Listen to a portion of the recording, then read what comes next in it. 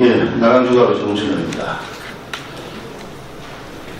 입법사법행정 3부 중에 민주적 정당성이 가장 취약한 사법으로서는 국민의 신뢰가 그 다른 입법행정보다 훨씬 더 필수적이라고 생각을 합니다. 그런데 정말 안타깝게도 최근에 1년의 사태를 인해가지고 사법부에 대한 국민적 신뢰가 많이 떨어졌습니다. 띄워주시죠. 최근에 조사한 건데요. 대법원이 빨간색인데 갑자기 꼬꾸라집니다. 저 빨간색이 쭉 꼬꾸라지면 3.42까지 꼬꾸라져가지고 검찰 3.47보다 더 못합니다. 그 다음 사법부 판결에 대한 국민 신뢰도 CBS가 리얼미터에 최근에 의뢰한 건데 불신이 63.9%, 신뢰가 27.6%, 특히 100점 만점이라면 36.3점 꽈락입니다. 다음 사법부다라고 하면은 어떤 감성어가 떠오르냐 그랬더니 제일 많이 나온 게 사법부하고 범죄가 제일 많이 나옵니다. 그 다음 의혹, 적폐, 기대하다, 웃기다, 증거인멸. 예. 국민들이 지금 사법부를 생각하면은 떠오르면 그 같이 따라오는 단어가 저런 것들이다라고 합니다.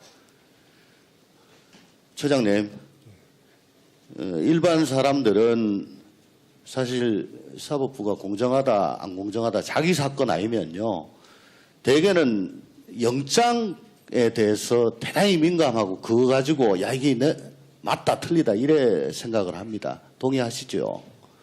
네, 그렇습니다. 예.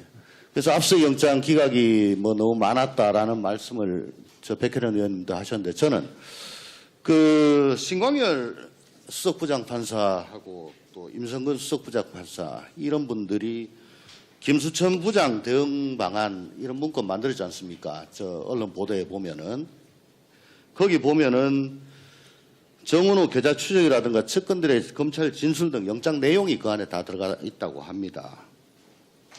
또 정은호 게이트 관련해서 영장이 들어올 걸 대비해 가지고 임종원 차장의 지시로 행정처윤리감사관실이 전현직 법관 7명에 대한 가족의 이름과 생년월일 작성해 가지고 형사수석한테 전달하고 형사수석은 영장판사한테 전달해서 이거 비슷한 거 올라오면 기각했으면 좋겠다는 취지로 또 전달을 했다고 합니다.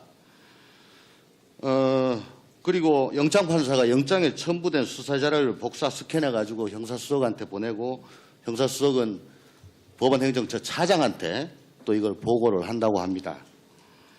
또한 서부지법기획법관은 법원 집행관들 비위에 대해서 수사기록을 임종원 차장한테 보내고 특히 계좌 추적 상황 또 영장 들어왔다는 거 이런 것들을 갖다 실시간으로 다 전달해 가지고 뭐 도피도 하고 했다고 합니다.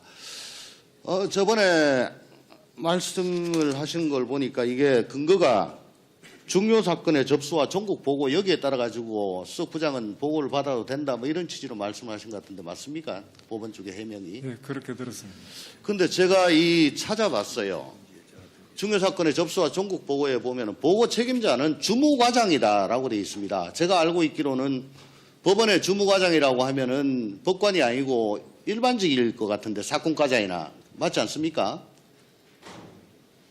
여기 예규상 보고 책임자는 해당 사건의 주무과장으로 한다라고 되어 있습니다. 그 수석부장을 주무과장이라고 합니까? 주무과장은 아니지만은 주무과장의 지위 관계에 있기 때문에 가능할지는 모르겠습니다.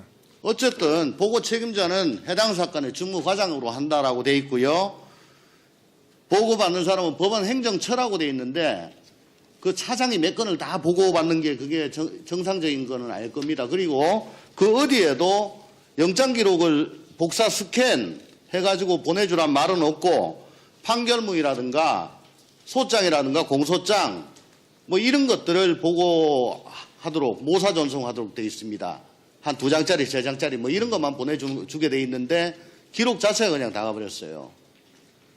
자, 이런 것들이 자꾸 나오니까 결국은 그러면 헌법과 법률에 따라 가지고 영장 판사의 직업적 양심에 의해서 이게 내 영장이 발부가 되는구나 마는구나 라고 억지로 믿어왔던 사람들이 왜 이런 사건에 대해서는 미리 보고가 되고 왔다 갔다 하고 또 인적사항도 주고 결국은 영장이 양심에 따라 가지고 헌법과 법률에 따라서 발부되고 기각되는 게 아니다라는 불신을 갖게 되니까 법원에 대한 신뢰가 이렇게 엄청나게 추락한 거 아닌가라고 생각을 하는데 제가 보기엔 이 근거가 없거든요. 어떻게 생각하십니까?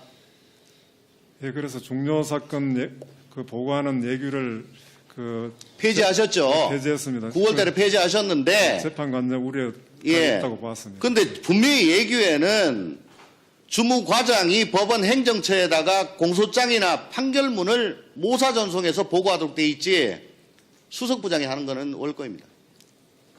또 더군다나 법원 행정처 심의관이 선임재판연구관실에서 정은호 상습 도박 사건 기록을 갖다 검토하고 수사 문제점을 정리한 것으로 지금 확인이 되고 있어요. 근데 행정처 심의관이 형사 기록을 열람하는 것이 이게 가능합니까 이게? 이게 도대체 그 근거가 뭔지를 모르겠습니다. 선임재판연구관이나 사법지원실장의 도움을 받고 이렇게 무단으로 형사 기록을 열람했다고 하는데 그래서 그걸 갖다가 또 행정처 차장한테 보고했다고 합니다. 도대체 사법지원실장이 이런 걸 갖다가 어떻게 해줍니까?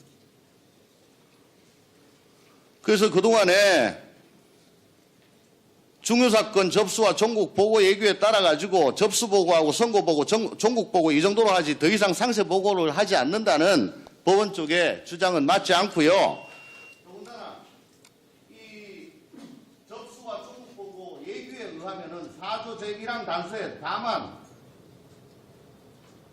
구속영장, 압수영장에 해당하는 사건에 대해서는 종국된 때에만 보고한다라고 이 예규에도 되어 있는데 접수 시부터 먼저 보고를 했습니다. 이건 명백히 위반한 겁니다. 예규도 그걸 걱정해가지고 종국 결정한 후에 보고하도록 돼 있습니다. 그런데 먼저 한 거 잘못됐다고 생각하시죠?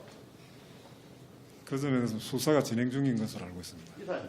네, 정천 위원님 수고하셨습니다. 다음 주광덕 위원님 질의해 주시기 바랍니다.